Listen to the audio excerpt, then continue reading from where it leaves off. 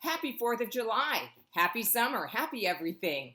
The sun is in Cancer. Everybody is grooving to the warm weather and all the fun things that we do when we don't have to put coats on every day, at least here in the Northern Hemisphere. This week we have a full moon in the sign of Capricorn, and it's very important because it tells us what's important to us. What do we need to nurture, and how have we been able to reap the results of the things that we have been nurturing? So that's going to not happen until very, very early Sunday morning on the East Coast. But the whole world is going to be in that spirit of looking at what we have, being grateful for it, but also seeing what more can be done in order to reach our ultimate goals. So that's the big news. We also have Venus moving into Gemini, getting very flirty on Tuesday, and Mercury will move into Leo on Wednesday, and it will make a square with Uranus on Tuesday. So be careful of those fireworks. And we also have a Sun trine Neptune and a Sun square Jupiter happening on Wednesday. So that's the overview. Here we go with the day-to-day details on how to manage your week. Let's begin with Monday and the Scorpio moon. This always makes people somewhat introspective. Also very difficult to make them change their minds. So don't try to do that too much.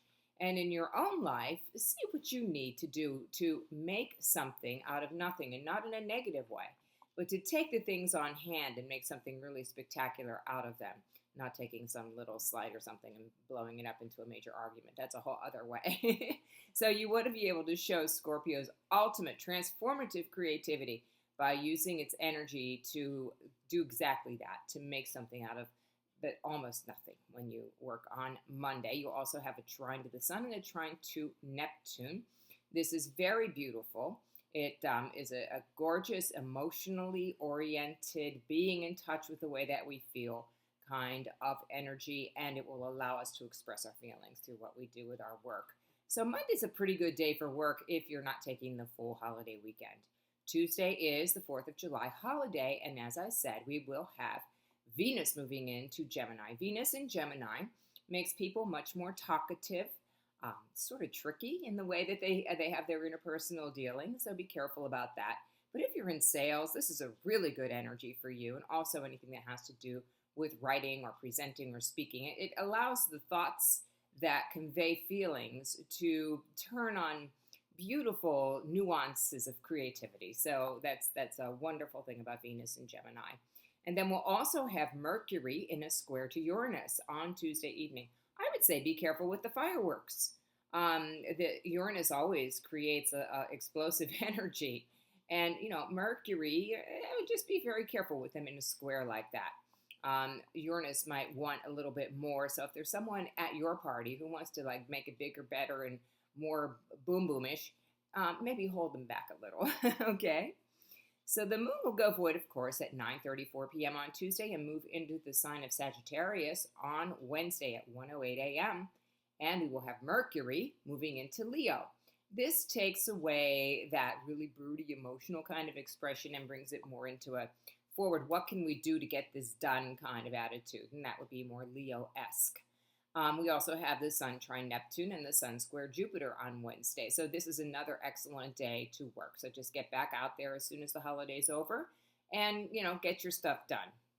Thursday, we still have the moon in Sagittarius, but there will be a conjunction with Saturn. So any kind of idea that's a little bit out of bounds in terms of reality might be brought back to earth, but it never hurts to dream big and then scale it back. I always think that's better than starting little and never moving anywhere. So that's a good attitude to keep for Thursday. Friday, the moon goes void, of course, from 10:12 a.m. to 1:45 p.m. here on the East Coast.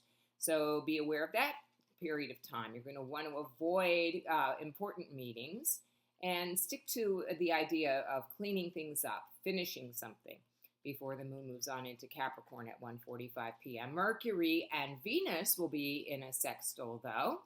And that takes place very early in the morning, well, early for me, 9:19 a.m.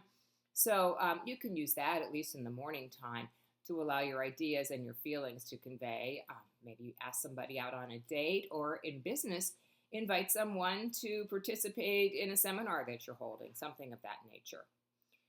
So the moon will go into Capricorn and stay there all through Saturday. Saturday is a relatively calm day. But if you do anything, I think organized fun works better than spontaneous stuff under the moon in Capricorn. And there will be a square to Jupiter that occurs in the evening. And so that will make people feel more expansive and willing to try new things. But there's going to be that full moon energy cooking up all day Saturday. So we don't need any more activity on Saturday. We've got plenty. And on Sunday, the full moon occurs at 7 minutes after midnight. So Saturday night is really going to be the full moon night. And you will notice what you have done in terms of nurturing and bringing something to fruition. And also probably be kind of critical about what you haven't done, because Capricorn sees the big picture and teaches us how to organize. So that would be a good way to fashion yourself for the remainder of the weeks. Even though it's summer, it is possible for us to continue to be organized and productive. We don't want to give that up. Sunday all day, moon in Capricorn until 10:12 p.m. We'll have a conjunction with Pluto, an opposition with Mars, and a square with Neptune. And you know what I say? You need a reading. I'll be at Journeys of Life on Sunday, July 9th. So come on and see me 1 to 5 p.m. Or just give me a call anytime for you to get a little bit more information about how astrology affects you personally. The rest of the week, I'm going to be catching up. I had a 1-month glorious time at Inhale with Jana Hawkenjaws and Joni, learning all about yoga and how to be a yoga teacher. And so I accomplished that, and I'm doing practice teaching a lot these days. And, really hoping to integrate that into the rest of what I do. I'm a transpersonal coach, a clinical hypnotherapist, and an astrologer. So I hope that you'll contact me with your needs as you strive to be the very best that you can be. In the meantime, you can contact me anytime you wish at Judy, Judi, at readthestars.com. I look forward to hearing from you.